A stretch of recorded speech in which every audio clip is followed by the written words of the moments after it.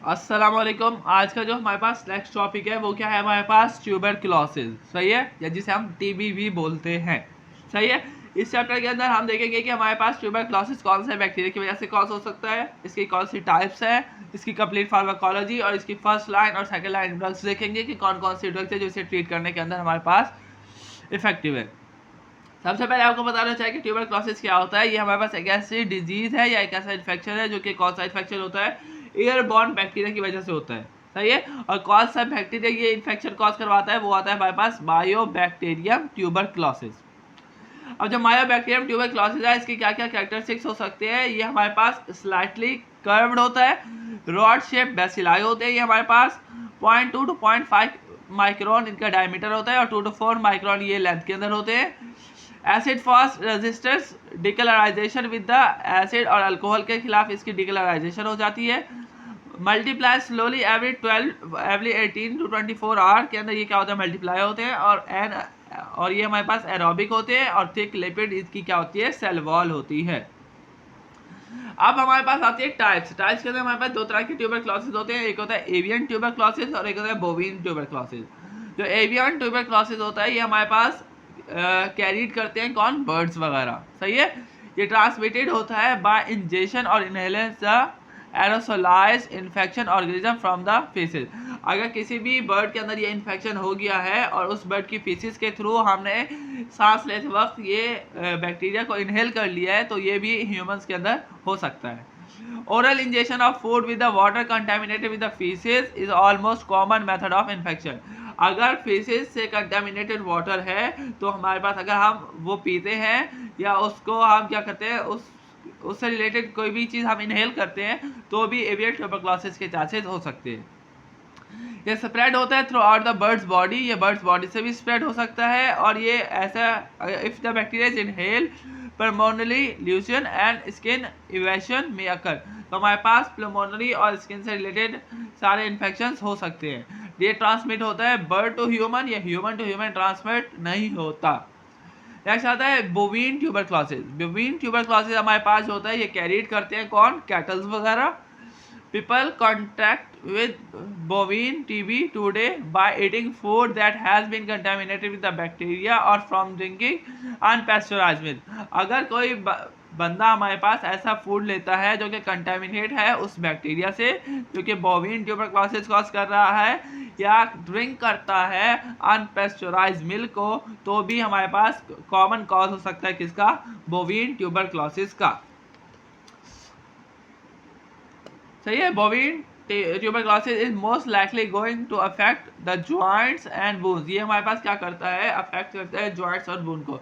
B से याद रखते हैं, जॉइंट्स बोन्स, सही है, तो ये बोन्स को इफेक्ट करेगा। एंटी मायोबैक्टीरियल ड्रग्स आती है, सबसे पहले आता है first line treatment. First line treatment के अंदर जो ड्रग्स आती है वो आती है आइसोनाइजिड, रिफेम्पिसिन, इथेम्ब्यूटोल, स्ट्रेप्टोमाइसिन और पैराजिनामाइड ये हमारे पास क्या होती है, फर्स्ट लाइन ट्रीटमेंट होती है। ट्रीटमेंट हम देते कैसे हैं कि आइसोनाइजिड, रिफेम्पिसिन और पैराजिनामाइड को हम विद इथेम्ब्यूटोल कम्बिनेशन देते हैं, एडमिनिस्टर करते हैं फॉर 2 इनिशियल मंथ। पहले 2 मंथ के अंदर हम इन सब का कम्बिनेशन देते हैं, सही है।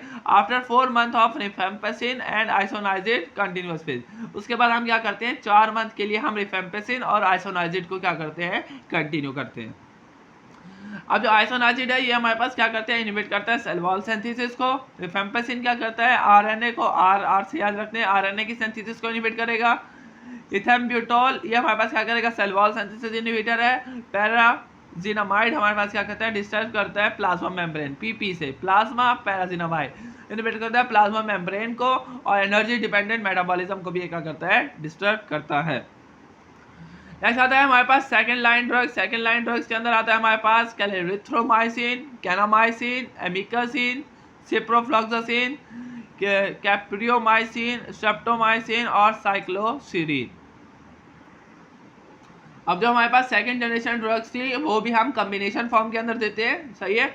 अब जो हमारे पास ड्रग की रेजिस्टेंस भी कॉज हो सकती है, सब रेजिस्टेंस हमारे पास यहाँ पे 2 तरीके से कॉज हो सकती है। एक आता है मल्टी ड्रग रेजिस्टेंस और एक आता है extensive drug resistance. Multi drug resistance के अंदर क्या आता है कि रेजिस्टेंस टू एट लीस्ट आइसोनाइजिड और रिफेम्पिसिन से हमारे पास जो पेशेंट है वो रेजिस्टेंस कॉज हो सकती है इसके, इन दोनों के खिलाफ। सही है। MDR mean multi drug resistance, जो टीबी के खिलाफ है, उसका रेट हमारे पास 1.4% है अमंग न्यूली डायग्नोस केसेस। जितने भी न्यूली डायग्नोस केसेस आ रहे हैं किसके, टीबी के, उनके अंदर 1.4% जो रेजिस्टेंस है वो किससे है, आइसोनाइजिड और रिफेम्पिसिन से।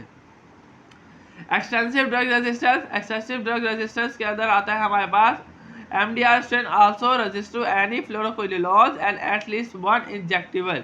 इसके अंदर हमारे पास क्या था, एक इंजेक्टेबल जो कि फ्लोरोक्विनोलॉन्स है उसके खिलाफ हमारे पास रेजिस्टेंस कॉज हो सकती है। सेकेंड लाइन ड्रग जैसे अमिकासिन है, सिप्रोमाइसिन है और केनामाइसिन है, इनके खिलाफ हमारे पास क्या हो सकती है, रेजिस्टेंस कॉज हो सकती है। ड्रग रेजिस्टेंस अगर हो गई है तो उसकी ट्रीटमेंट हम कैसे करेंगे, ट्रीटमेंट फॉर 2 ईयर का हम कोर्स करवाएंगे पेशेंट को। सही है। अगर पेशेंट HIV पॉजिटिव पेशेंट है तो हम 12 मंथ फॉर नेगेटिव कल्चर करवाएंगे, उसका टेस्ट करवाएंगे। पेशेंट काउंसलिंग करेंगे, इम्प्रूव करेंगे उसकी एडेरेंस को ताकि वो टाइम टू टाइम मेडिकेशन लेता रहे। Directly observe therapy to improve the compliance, हम क्या करेंगे, डायरेक्टली ऑब्जर्व करेंगे किसको, थेरेपी को, ताकि इम्प्रूव हो क्या हमारे पास, कंप्लाइंस। हॉस्पिटलाइज स्टे करेंगे अगर हमारे पास जो पेशेंट है वो हमारे साथ कोऑपरेट नहीं कर रहा, यानी घर वालों के साथ कोऑपरेट नहीं कर रहे, तो आप उसे क्या करेंगे, हॉस्पिटलाइज करेंगे। प्रिवेंशन के अंदर क्या कर सकते हैं हमारे पास, avoiding other people by not going to school, work और sleeping at the same room और someone with the help to minimize the risk of the germ from enhancing anyone else. अगर किसी बच्चे को या किसी भी बड़े को ये हो गया है, ट्यूबरक्लोसिस, टीबी हो गई है, हम उसे स्कूल और वर्क प्लेसेस पे नहीं भेजेंगे। उसके सोने की जो रूटीन होगी उसे भी हम सेपरेट करेंगे ताकि जो जर्म्स के फैलने के चांसेस है वो हमारे पास क्या हो, मिनिमाइज हो। हम क्या करवाएंगे, वेयर करवाएंगे मास्क को, covering with the mouth and ventilating room, उसे हम क्या कराएंगे, माउथ को उसके कवर करेंगे और उसे वेंटिलेशन के अंदर रखेंगे, वेंटिलेटेड रूम के अंदर रखेंगे ताकि जो हमारे पास बैक्टीरिया के फैलने के चांसेस हैं वो क्या हो, कम हो सके। BCG वैक्सीन हम यूज करते हैं चिल्ड्रंस के अंदर to prevent the spread of tuberculosis. सही है। यहाँ पे हमारे पास जो ट्यूबरक्लोसिस का चैप्टर है वो भी क्या होता है, कंप्लीट होता है।